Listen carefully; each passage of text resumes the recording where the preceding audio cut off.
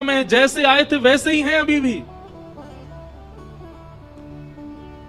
विरह व्याकुल उद्धव जी महाराज रोते बिलखते वृंदावन से जा रहे हैं, वृक्षों को बार बार हृदय से लगा रहे हैं, ब्रजवासियों को हृदय से लगा रहे हैं, सबके चरणों में बार बार प्रणाम कर रहे हैं, बार बार अपनी झोली फैला करके विधाता से कह रहे हैं, एहु विधि ना तो पे अचरा पसार मांगू, जन्म जन्म दीजो याही ब्रज वसिवो। आशा महो चरण रेणु जशाम हम शाम, वृंदावने किमपि गुलमलतौषधी नाम। हे विधाता, यदि आप मुझसे प्रसन्न हो तो इस वृंदावन का कोई छोटा पौधा बना करके मुझे भेज देना। पैदल ही उद्धव जी महाराज मथुरा को चल दिए, रथ में नहीं गए।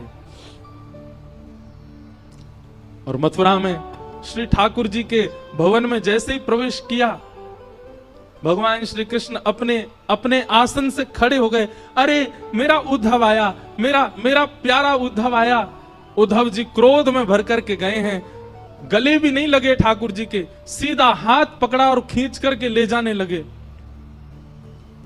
ठाकुर जी बोले, अरे उद्धव कहां कर रहे हो भैया, कहां कर रहे हो? उद्धव बोला, चलिए मेरे साथ।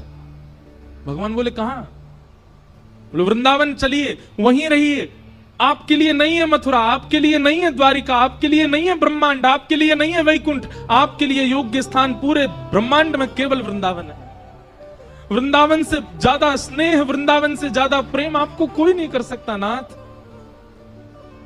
किसी और को दे दीजिए पदवी भगवान की, मत छोड़ करके जाइए इस वृंदावन को, इन ब्रजवासियों को। आपको सौगंध है मेरी, आप चलो वापस। मैं प्राण त्याग दूंगा नाथ चरणों में, यदि आप वापस वृंदावन नहीं चले तो। क्या बिगाड़ा गोपियों ने, क्या बिगाड़ा गोप ग्वालों ने, क्या बिगाड़ा? यशोदा मैया के नेत्र पत्थर बन गए ठाकुर जी आपकी याद में। नंद बाबा पादुका नहीं पहनते चरणों में, किशोरी जी सोई नहीं है पिछले 5 वर्षों से।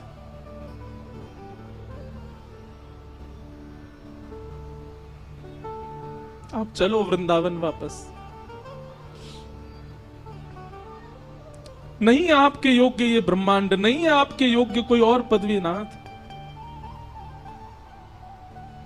ठाकुर जी ने कस करके उद्धव को हृदय से लगाया।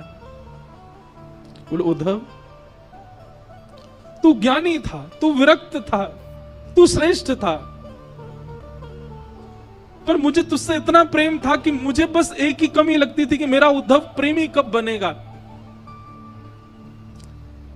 और इन 6 महीनों में मेरा उद्धव प्रेमी बन करके आ गया। ब्रजवासियों ने प्रेमी बना करके मेरे उद्धव को भेज दिया।